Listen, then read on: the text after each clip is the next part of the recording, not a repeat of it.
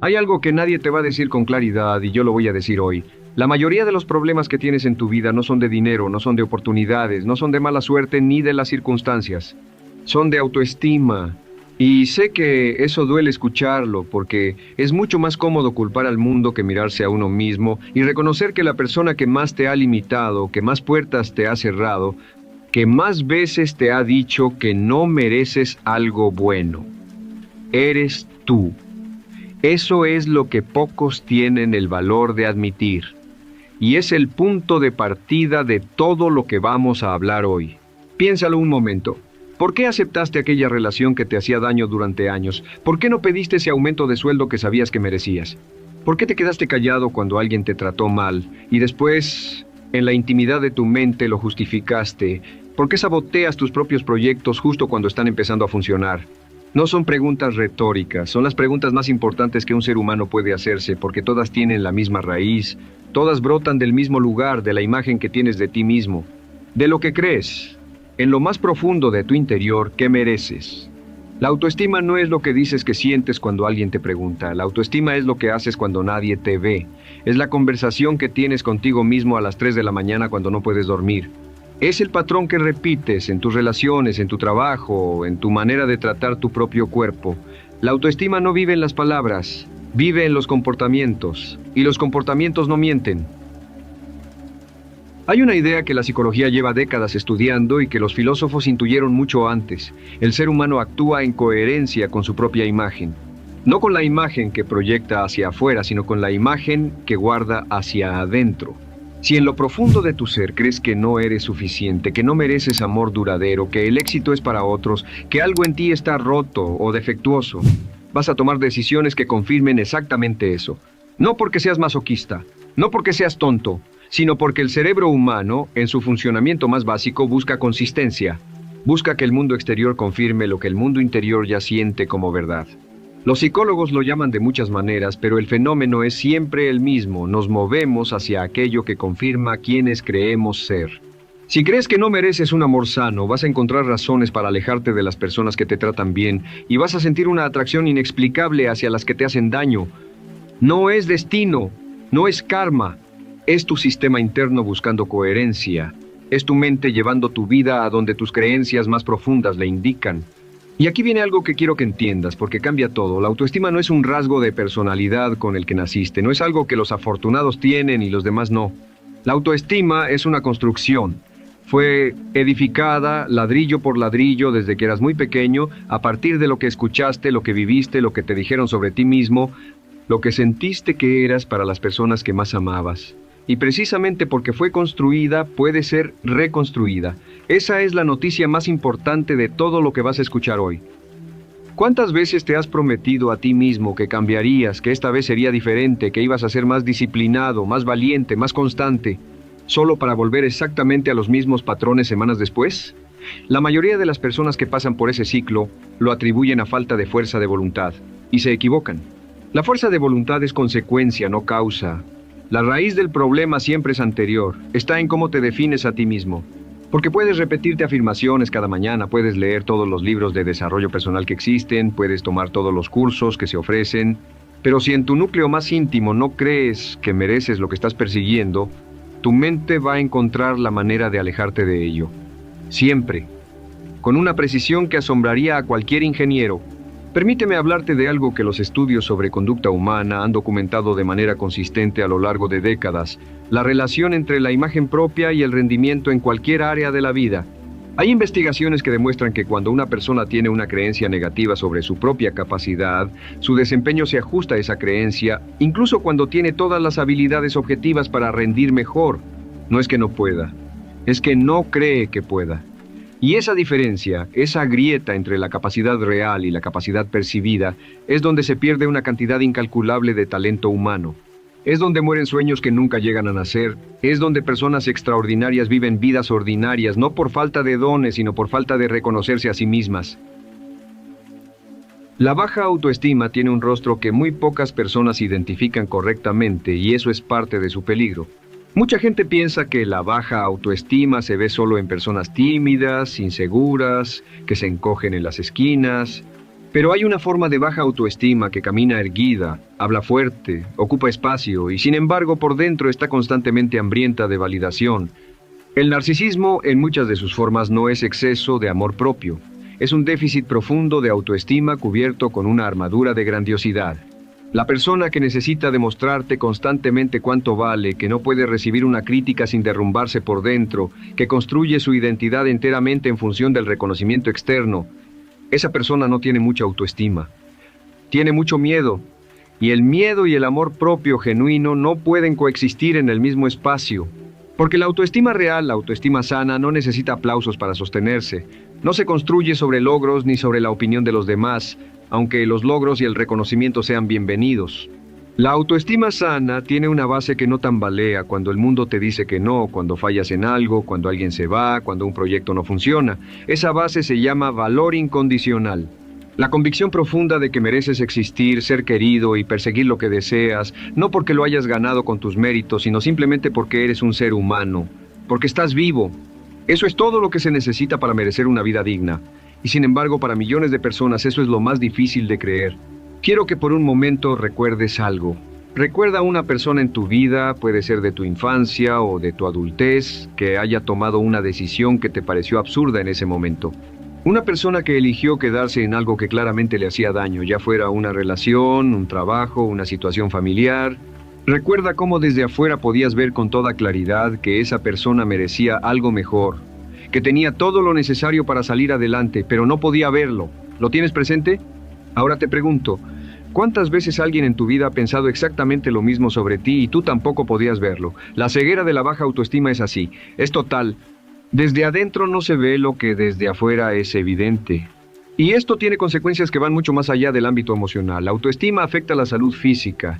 Las personas que tienen una imagen negativa de sí mismas tienen más probabilidades de descuidar su cuerpo, de no buscar ayuda médica cuando la necesitan, de caer en patrones de alimentación o de descanso que los dañan, porque en algún nivel no se sienten lo suficientemente importantes como para invertir en su propio bienestar. Eso no es hipocresía, es consecuencia. La autoestima afecta la calidad de las relaciones que construyes. No puedes dar lo que no tienes, y tampoco puedes recibir lo que no crees merecer. La persona con baja autoestima sabotea el amor porque el amor genuino le resulta incómodo, sospechoso, amenazante. Algo dentro de ella le dice que si alguien la ama de verdad es porque todavía no la conoce bien. Y ese pensamiento es destructivo de maneras que ni siquiera podemos contar. La autoestima afecta tu economía. Tu relación con el dinero, con la abundancia, con la posibilidad de prosperar, está directamente influenciada por lo que crees que mereces. Hay personas que cada vez que alcanzan un cierto nivel de bienestar económico, hacen decisiones que los regresan al punto de partida, no porque sean irresponsables en términos generales, sino porque inconscientemente ese nivel de prosperidad supera lo que su imagen interna les dice que merecen.